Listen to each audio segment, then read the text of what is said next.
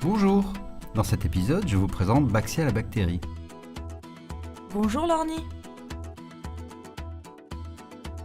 Baxia va nous présenter le fonctionnement du Green Bass. Nous, les bactéries, nous sommes utiles dans le traitement des eaux usées. Parce que nous consommons la pollution carbonée présente dans les effluents.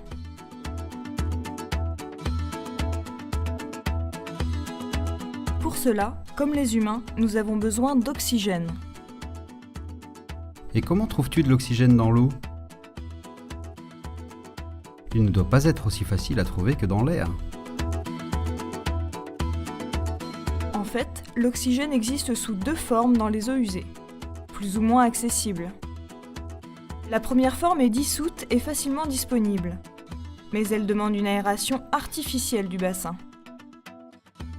Elle nécessite donc de l'énergie. Et la deuxième solution ? Nous utilisons l'oxygène constituant les molécules de nitrate.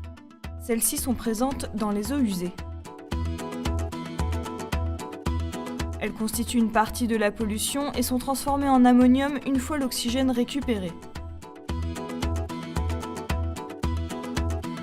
Cette solution ne demande pas d'apport d'énergie extérieure. Mais les molécules de nitrate sont moins facilement accessibles pour nous et ne sont pas en quantité illimitée. Au bout d'un certain temps, nos deux sources d'oxygène se tarissent. Comment faites-vous pour survivre dans ce cas-là ? Pour que nous puissions dépolluer les fluents, une quantité d'oxygène suffisante doit nous être fournie. Mais le fait de vous apporter de l'oxygène artificiellement demande beaucoup d'énergie. Tu as raison. L'aération représente 60% de l'énergie consommée par une station. Quelles solutions ont trouvé les ingénieurs de Grémont pour réduire l'empreinte énergétique de l'aération sans diminuer l'efficacité du traitement ?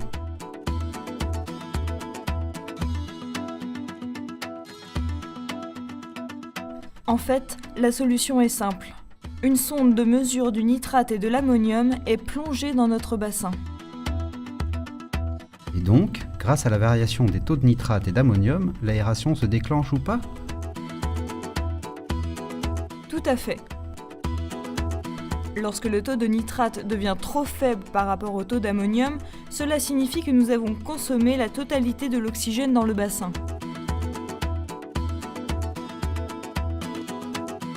L'aération se met en marche pour que le taux d'oxygène atteigne une quantité suffisante à notre développement.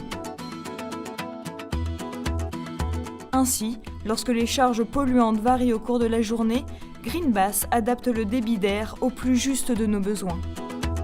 La consommation d'énergie due à l'aération est optimisée et le gaspillage est évité. Ton système me fait penser au thermostat dans nos maisons.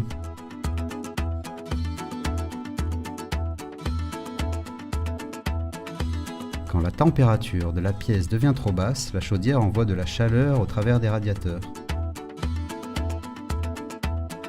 Puis, quand la température est de nouveau correcte, la chaudière n'envoie plus de chaleur par les radiateurs. Tout à fait. Ces deux systèmes permettent une régulation de l'apport en énergie grâce à un capteur. Dans mon cas, c'est une sonde nitrate-ammonium qui permet d'adapter l'apport d'énergie en fonction des besoins.